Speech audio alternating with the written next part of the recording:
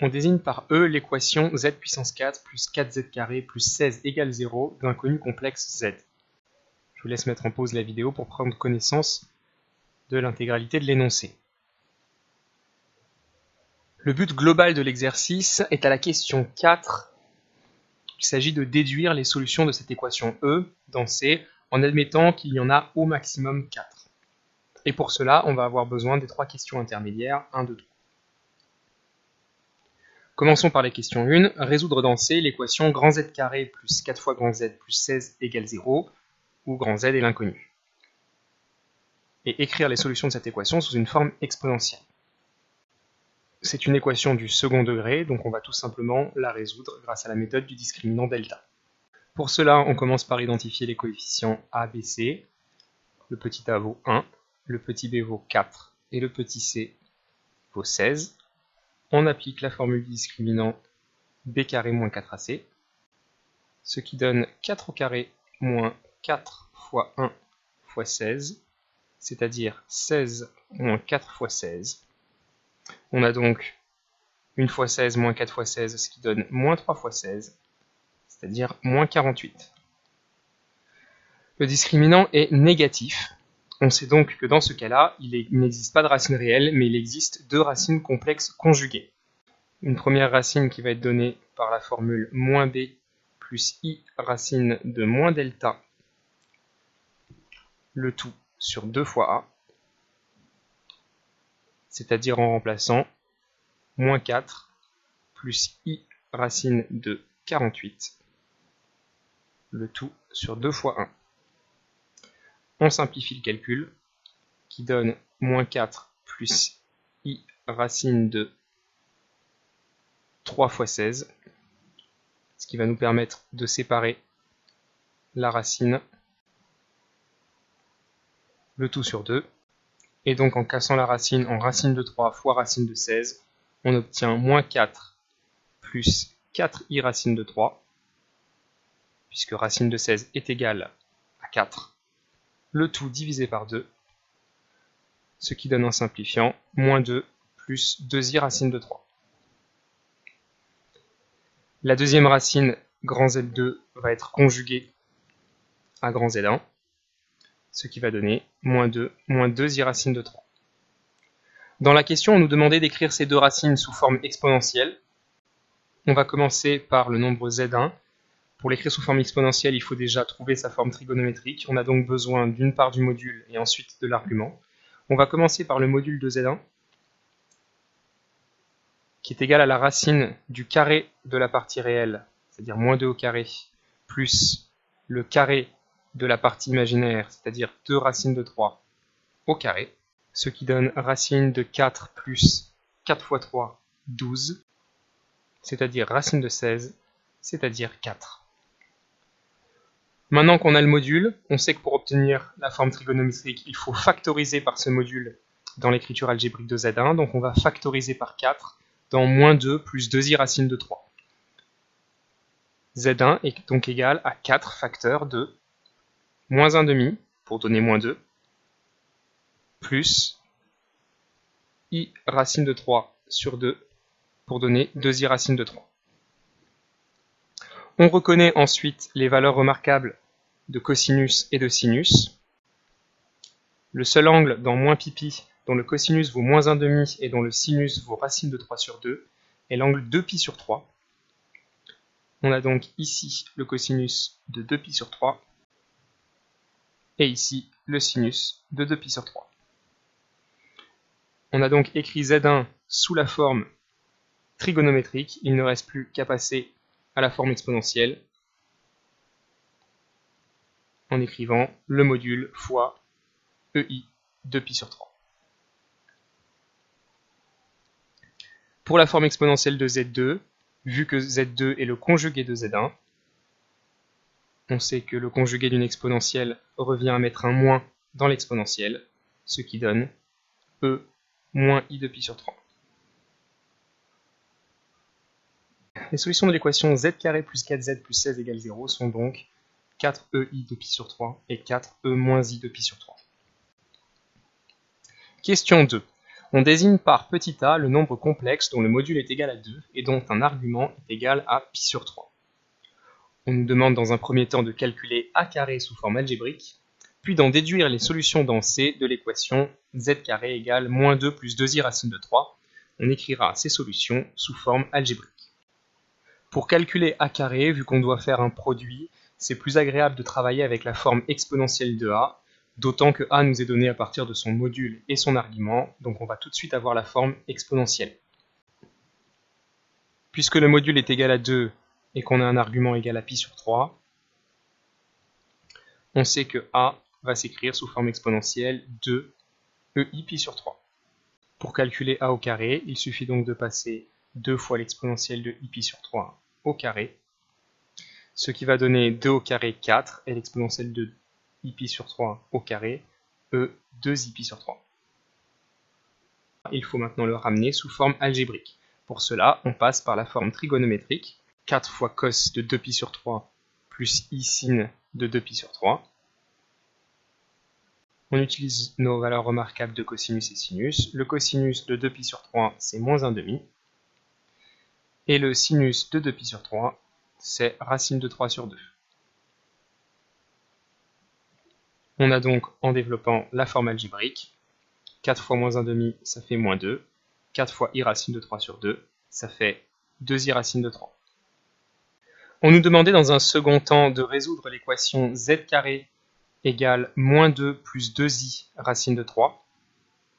On se rend donc compte qu'il s'agit de l'équation z carré égale a carré. En mettant tout du même côté, on obtient z carré moins a carré égale 0, ce qui, grâce à l'identité remarquable, donne z moins a facteur de z plus a égale 0.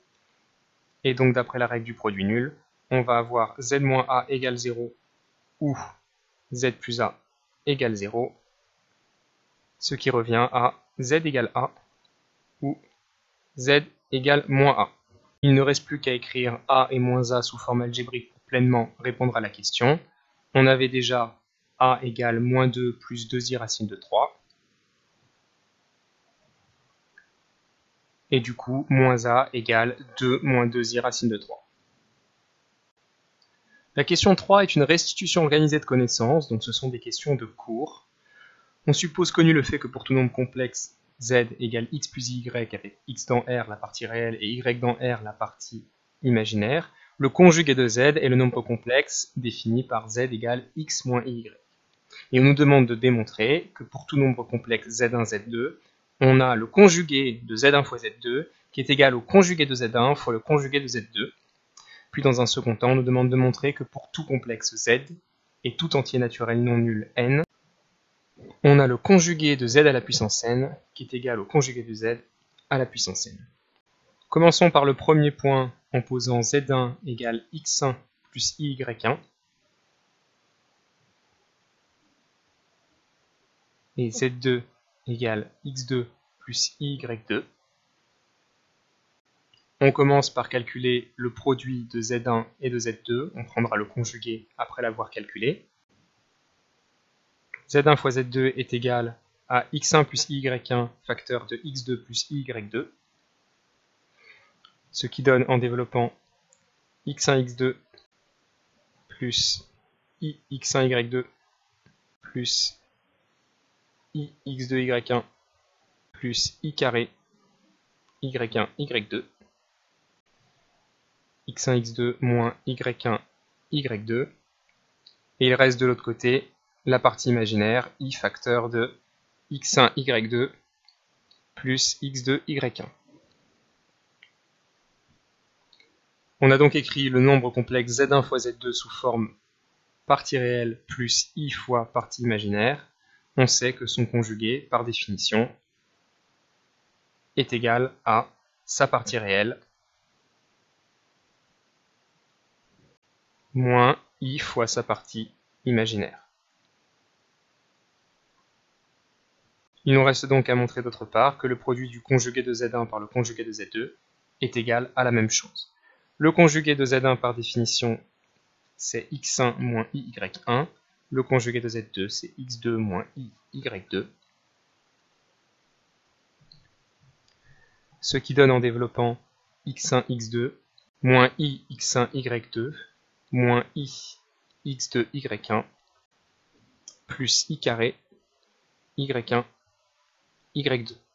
Encore une fois, comme i carré est égal à moins 1, on va se retrouver avec x1 fois x2 moins y1 fois y2 pour la partie réelle. Puis en factorisant par i, on obtient moins i facteur de x1 y2 plus x2 y1 pour la partie imaginaire. On constate donc par unicité d'écriture sous la forme algébrique que le conjugué de z1 z2 est égal au conjugué de z1 fois le conjugué de z2. Pour le deuxième point, on va utiliser ce qu'on vient de montrer dans le premier point et on va utiliser une récurrence. Il s'agit de montrer que pour tout n entier naturel, la propriété P de n, savoir que le conjugué de z puissance n est égal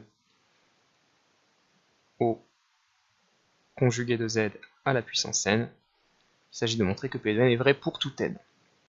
Pour l'initialisation au rang 0, on calcule d'une part le conjugué de z puissance 0, c'est-à-dire le conjugué de 1, c'est-à-dire 1, et d'autre part le conjugué de z puissance 0, qui est égal à 1.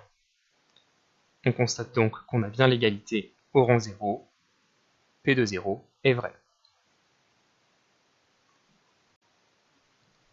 Pour l'hérédité, on suppose que la propriété P de n est vraie pour un certain entier n fixé, et on doit montrer qu'alors la propriété est vraie au rang n plus 1. Je réécris la propriété au rang n plus 1, ça revient à montrer que le conjugué de z à la puissance n plus 1 est égal au conjugué de z à la puissance n plus 1. On va démontrer cette égalité en allant de la gauche vers la droite. Z puissance n plus 1, c'est Zn fois Z. Donc, d'après le premier point,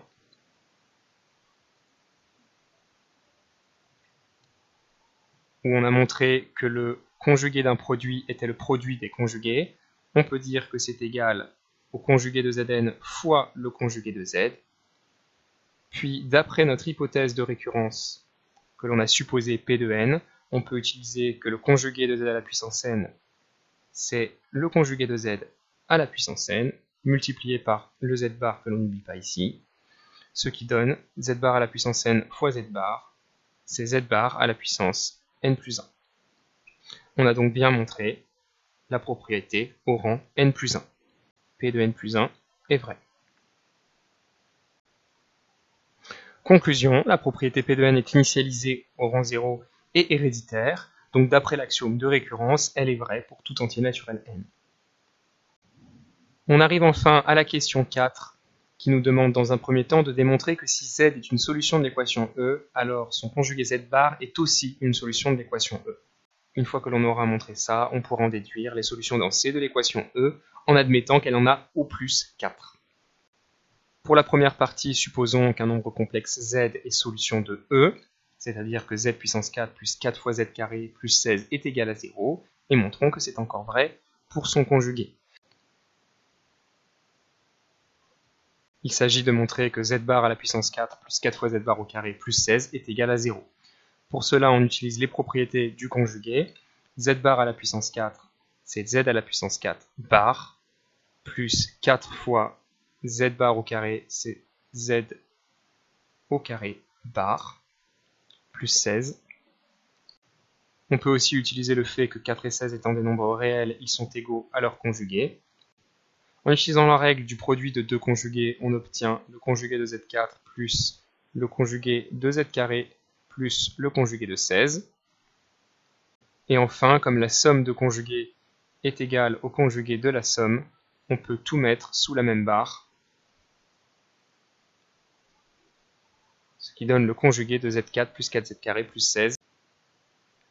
On sait que z4 plus 4z carré plus 16 est égal à 0 puisqu'on a supposé que z était solution de l'équation E, donc on obtient le conjugué de 0 qui fait 0 puisque 0 est réel.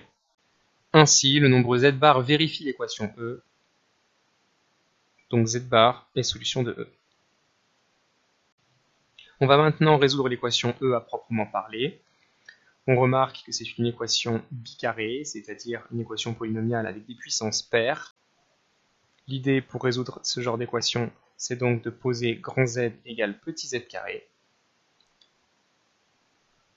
L'équation E est donc équivalente à grand Z au carré plus 4 fois grand Z plus 16 égale 0.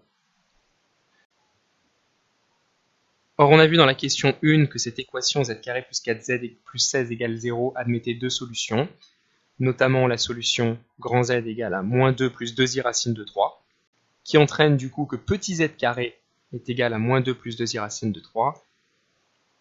Et cette équation, petit z carré égale moins 2 plus 2i racine de 3, d'après la question 2, débouche sur deux solutions, qui sont z égale a et z égale moins a, avec le nombre a qui était égal à 2 exponentielle i sur 3. On va rapidement écrire moins a sous forme exponentielle. Multiplié par moins 1 revient à multiplier par EIπ, puisque EIπ est égal à moins 1. Et multiplié par EIπ revient dans l'exponentielle ici à ajouter pi ou enlever pi, puisque tous les arguments sont calculés modulo de pi. Donc si j'enlève le moins 1 devant, je dois enlever pi dans l'exponentielle, ce qui va donner 2 exponentielle de moins i de pi sur 3. Et ça, c'est la forme exponentielle de moins a. On a donc au moins 4 solutions, a, moins a bar et moins a bar, puisque d'après ce qu'on a montré ici, si z est solution de l'équation E, alors z bar est aussi solution de l'équation E. On va toutes les écrire ici, a qui est égal à 2 EIπ sur 3. A bar, son conjugué qui est aussi solution, va donc être égal à 2 E moins Ip sur 3. Moins A, on a dit sous forme exponentielle que c'était égal à 2 E moins 2 Ip sur 3. Et du coup, son conjugué est égal à 2 E 2 Ip sur 3.